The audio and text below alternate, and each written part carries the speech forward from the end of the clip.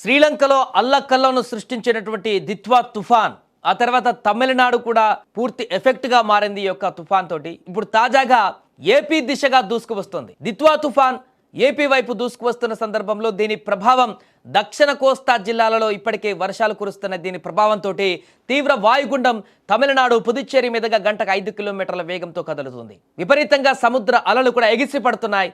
ఈ క్రమేణి బలహీనపడుతుంది ప్రస్తుతానికి. దీని ప్రభావంతో ప్రకాశం, నెల్లూరు, తిరుపతి జిల్లాలలో భారీ వర్షాలు కురిసేటువంటి అవకాశం ఉందని విపత్తుల నిర్వహణ సంస్థ తెలిపింది.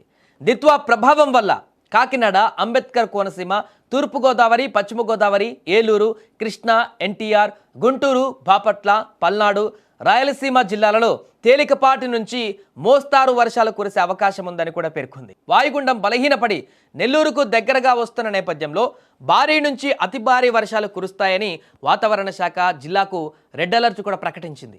ఇక తిరుపతి కానీ నెల్లూరులో 2 రోజుల నుంచి వర్షాలు కురుస్తూనే ఉన్నాయి. దీంతో జనజీవనం పూర్తిగా అక్కడ స్తంభించిపోయింది.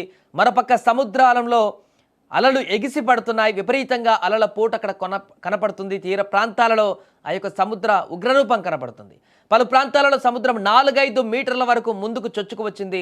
తీరం వెంబడి ఈదురుగాలులు వీస్తున్నాయి. దీనికి తోడు చలి కూడా ఎక్కువగా ఉంది. తుఫాను కారణంగా తిరుమలలో చిరుజల్లులు కురుస్తూనే ఉన్నాయి. దీంతో భక్తులు తీవ్ర ఇబ్బందులు ఎదుర్కొంటున్నారు. శ్రీవారి ఆలయ ప్రాంగణం నిర్మానుష్యంగా మారింది. దట్టమైన పొగమంచు తిరుమల కొండలను కమ్మేసింది. దీంతో తిరుమలకు వెళ్ళేటువంటి భక్తులకు కొంచెం ఇబ్బందికరంగా మారింది. మరొక వైపు టీటీడీ కూడా ఇప్పటికే అప్రమత్తమైంది. భారీ వర్షాల నేపథ్యంలో తిరుమలకు వచ్చేటువంటి భక్తులకు ఎలాంటి ఇబ్బందులు లేకుండా అన్ని రకాల సౌకర్యాలను ఏర్పాటు చేస్తూ వచ్చేటువంటి భక్తులను జాగ్రత్తగా దర్శనం చేసుకుని మరలా వెళ్ళేటువంటి విధంగా అన్ని రకాల చర్యలు కూడా తీసుకుంటుంది. మరొక వైపు మిగతా జిల్లాలలో నెల్లూరు కానీ, తిరుపతి కానీ, అదేవిధంగా చిత్తూరు జిల్లాలలో కానీ, ప్రకాశంలో కానీ పూర్తిగా అక్కడ కొంత ఎఫెక్టెడ్గా కనపడుతున్నటువంటి ఏరియాలు ఏదైతే ఉన్నాయో పశ్చిమ గోదావరి, తూర్పు గోదావరి, ఏలూరు కానీ, ఎన్టీఆర్ కానీ ఇలాంటి జిల్లాలలో కూడా అధికారులను అప్రమత్తం చేశారు.